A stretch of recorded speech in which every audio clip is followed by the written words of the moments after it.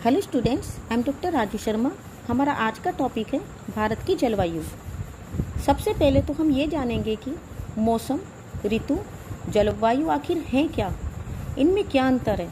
तो बच्चों, किसी स्थान की वायुमंडलीय दशा जैसे तापमान, वायुदाब, आर्द्रता, वायु वेग और पवन का कुछ समय यानी कि कुछ घंटे या 4-5 दिन की दशा जो होती है वो मौसम कहलाती है।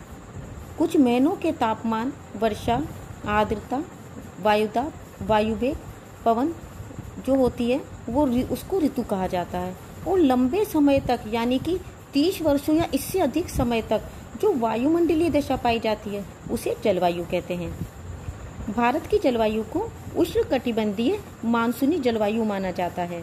हालांकि कर्क रेखा इसके बीच से गुजरती है और इसे 2 भागों में बांटती है, उत्तरी भारत और दक्षिणी भारत।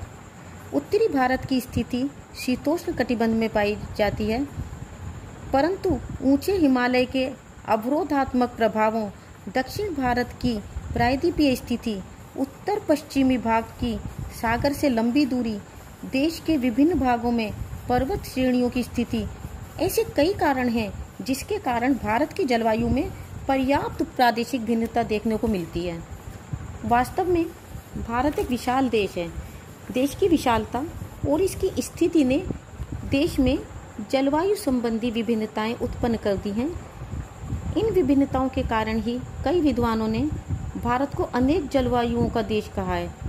ब्लैंकफोर्ड के अनुसार we may talk of climates but not the climate of India, यानी कि हम भारत की जलवायु के विषय में तो बात कर सकते हैं परंतु जलवायु के विषय में नहीं, क्योंकि स्वयं विश्व में जलवायु की इतनी अधिक विषमताएं नहीं हैं जितने कि अकेले भारत में हैं। मार्सडेन का कहना है कि विश्व की समस्त प्रकार की जलवायु भारत में पाई जाती है। भारतीय जलवायु की जो विशेषता हैं वो इन विद्वानों के कथन को अक्षरतः सिद्ध कर देती हैं। फॉर एग्जाम्पल, राजस्थान के बाड़मेर जिले में जून के किसी दिन का तापमान 48 या 50 डिग्री सेंटीग्रेड हो सकता है, जबकि उसी दिन कश्मीर के गुलमर्ग का तापमान 22 डिग्री सेंटीग्रेड रहता है, बल्कि गुलमर्ग के उत्तर में खिरमर्ग का तापमान 0 डिग्री सेंटीग्रेड भी मिल जाता है। जून के महीने में समस्त उत्तरी मैदान गर्म हवाओं के थपेड़ों से तपता है और मौसम अत्यंत शुष्क हो जाता है, जबकि असम में इतनी अधिक वर्षा होती है कि ब्रह्मपुत्र नदी में बाढ़ें आने लगती हैं। पश्चिमी तट पर बंबई में तापमान सम रहता है। इसी प्रकार का अंतर वर्षा में भी पाया जाता है। गारो, खासी और जैंतिया की पहाड़ियों से प्राप्त एक दिन की वर्षा जैसलमेर की 10 वार्षिक वर्षा के बराबर हो सकती है। नवंबर-दिसंबर के महीने में दक्षिणी भारत लौटते मानसून से वर्षा प्राप्त करता है, जबकि उत्तर भारत में इन दिनों शीतोष्ण चक्रवात से वर्षा होती है। भारतीय जलवायु में ये सभी विशेषताएं उसकी स्थानीय परिस्थितियों के कारण ही हैं। उदाहरण के लिए अरब सागर के मानसून की तीसरी शाखा कच्छ, राजस्थान और पंजाब के ऊपर से होती हुई हिमालय तक पहुंचती है। राजस्थान में इन भाप भरी मानसूनी पवनों को रोकने के लिए कोई ऊंचा पर्वत नहीं है, इसलिए राजस्थान में ये पवनें या तो वर्षा करती नहीं हैं और यदि करती भी हैं तो बहुत कम। यही कारण है कि राजस्थान में बहुत कम वर्षा होती है और वर्षा के अभाव में राजस्थान का कुछ भाग थार का मरुस्थल बन गया है। आगे कश्मीर में पहुंचकर यही पवनें हिमालय से टकराकर घनघोर वर्षा करती हैं। भारत का दक्षिणी सिरा भूमध्य रेखा के निकट है, इसलिए यहाँ तापमान अधिक पाया जाता है। भारत के उत्तर में विश्व में जो हिमालय पर्वत है उसका भारतीय जलवायु पर बहुत ही अधिक प्रभाव रहता है। ग्रीष्म ऋतु में समुद्र की ओर से आने वाली भाप से भरी मानसूनी पवनों को यह पर्वत उत्तरी एशिया की ओर जाने नहीं देता, इसलिए ये पवनें हिमालय से टकराकर घनघोर वर्षा करती हैं। इसी प्रकार हिमालय साइबेरिया की ओर से आने वाली ठंडी बर्फीली पवनों को भारत में प्रवेश करने से रोकता है। यदि हिमालय नहीं होता तो भारत शीत मरुस्थल बन जाता। भारत के दक्षिण में हिंद महासागर की निकटता और भारत की प्रायद्वीपीय स्थिति के कारण भारत की जलवायु बहुत ही अधिक प्रभावित होती है। फॉर एग्जाम्पल,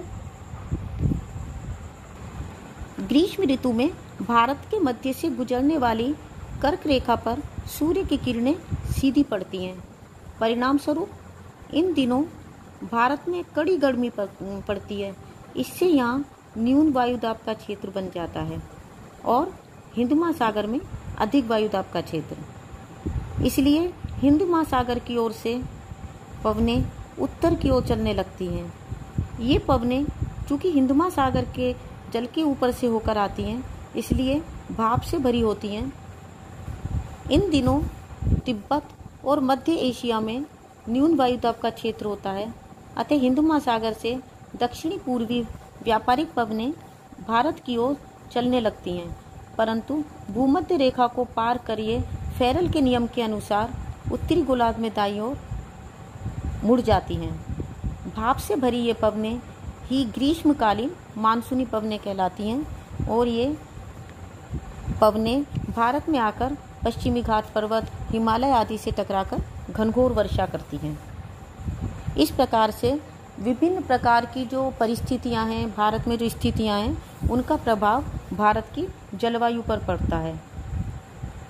जलवायु का भारत के आर्थिक और सामाजिक जीवन पर बहुत ही अधिक प्रभाव पड़ता है। भारत की जलवायु की कुछ ऐसी विशेषताएं हैं जिनका भारत के जीवन पर बहुत ही अधिक प्रभाव है। शायद ही किसी देश में वर्षा का जीवन पर इतना अधिक प्रभाव पड़ता हो जितना कि भारत में, क्योंकि 70% जनता भरण पोषण के लिए खेती एवं पशुपालन पर निर्भर करती है, जो मुख्यतः दक्षिणी पश्चिमी मानसून पर आधारित है। वास्तव में मानसून वो धुरी है जिस पर भारत का समस्त जीवन चक्र और राष्ट्रीय वार्षिक बजट घूमता है, क्योंकि वर्षा का अभाव खेती को ही नष्ट नहीं करता बल्कि किसान और देश के आर्थिक और सामाजिक जीवन को भी झकझोर देता है। मानसून हमारा वो माली है जिसके प्रताप से भारत की धरती माँ वसुंधरा सस्य श्यामला कहलाती है। ऐसे प्रभावों के कारण ही अर्थशास्त्रियों ने भारतीय बजट को मानसून का जुआ कहा है। इसके प्रभाव बहुत ही अधिक हमारे आर्थिक और सामाजिक जीवन पर पड़ते हैं। शीतकाल में भी भारत का तापमान बहुत अधिक नीचे नहीं गिरता, बल्कि प्रत्येक भाग में यथेष्ट गर्मी रहती है। यही कारण है कि कृषि कार्यों के लिए अधिक समय मिलता है। अधिकांश भागों में पाला और कोहरा नहीं पड़ता, इसलिए भारत में इस काल में शीतोष्ण कटिबंध की फसलें पैदा की जा सकती हैं और गर्मियों में उष्णकटिबंधीय तथा अर्ध उष्णकटिबंधीय फसलें, अतः भारत में विश्व की सभी प्रकार की फसलें और कृषि उपजें पैदा की जा सकती हैं। भारत में ग्रीष्म काल में तापमान अचानक बढ़ते हैं, अतः फसलें शीघ्र पक जाती हैं। निरंतर कृषि शोध के पश्चात भारतीय गुणात्मक उत्पादकता में 1965 के पश्चात निरंतर सुधार आने लगे हैं, अतः यहाँ का बासमती चावल और फार्म का गेहूँ अपनी किस्म के लिए विश्व प्रसिद्ध है। जून, जुलाई और अगस्त के गर्मी के महीनों में ही अधिकांश वर्षा हो जाती है, जिससे सभी फसलें शीघ्र ही तैयार हो जाती हैं। इन दिनों की गर्म और नर्म जलवायु के कारण पौधों की वृद्धि और उत्पत्ति अधिक होती है, जिससे पशुओं को यथेष्ट चारा मिल जाता है। देश में वर्षा केवल 4 महीनों तक ही सीमित रहती है, अतः वर्ष का शेष भाग शुष्क रहता है। भीषण गर्मी के उपरांत वर्षा आने से अनेक व्याधियां और रोग उत्पन्न हो जाते हैं। उदाहरण के लिए कुछ भागों में मलेरिया, आंत्रशोथ जैसे भीषण रोगों का प्रकोप होता है। भारत में वर्षा बहुत ही अनिश्चित होती है। किसी वर्ष वर्षा कम होने से, सूखा होने से लोगों को बहुत ही हानि उठानी पड़ती है, तो दूसरे वर्ष वर्षा अधिक होने से नदियों में बाढ़ आ जाती है। इससे फसलें नष्ट हो जाती हैं। इसी कारण भारतीय ग्रामीण निराशावादी और भाग्यवादी बन गया है। वर्षा की अनिश्चितता के कारण ही भारत सरकार का जो वित्त विभाग है उसका बजट मानसून का जुआ समझा जाता है, क्योंकि अकाल पड़ने या बाढ़ के कारण लगान वसूली बंद हो जाती है और सरकार को अकाल और बाढ़ पीड़ितों की सहायता करनी पड़ती है। वर्षा केवल 3 महीनों तक ही सीमित रहती है और वो भी अनिश्चित। इस कारण शीतकाल में फसलें उत्पन्न करने के लिए सिंचाई की बहुत अधिक आवश्यकता पड़ती है। मानसूनी जलवायु का यह प्रभाव है कि भारत में विभिन्न प्रकार की फसलें पैदा की जाती हैं। अधिक वर्षा वाले क्षेत्रों में बाढ़ों के कारण अपार धनजन की हानि होती है। फसल, पशुओं, रेल मार्गों और सड़कों की हानि होती है। इसी कारण तूफानी या चक्रवातीय वर्षा जो होती है उसके कारण किसान की खड़ी फसलें नष्ट हो जाती हैं और पशुओं को हानि उठानी पड़ती है। यहाँ का पहनावा भी जलवायु के अनुसार ही प्रभावित होता है। भारत में अधिक गर्मी पड़ने और ग्रीष्म ऋतु में ही वर्षा होने के फलस्वरूप ढीले और महीन सूती वस्त्र अधिक पहने जाते हैं। अन्य उष्णकटिबंधीय देशों की भांति भारत में भी धूप या रोशनी की अपेक्षा हवा की अधिक आवश्यकता रहती है। इसी कारण यहाँ के भवन शीतोष्ण कटिबंधीय देशों की तुलना में भिन्न प्रकार के होते हैं। प्रत्येक भवन में आंगन होते हैं जिससे शुद्ध वायु घरों के भीतरी भागों में पहुंच सके। घरों में पर्याप्त खिड़की, दरवाजे और रोशनदान बनाए जाते हैं ताकि दूषित वायु रोशनदानों के माध्यम से बाहर जा सके और खिड़की और दरवाजों के माध्यम से शुद्ध वायु घर में आ सके।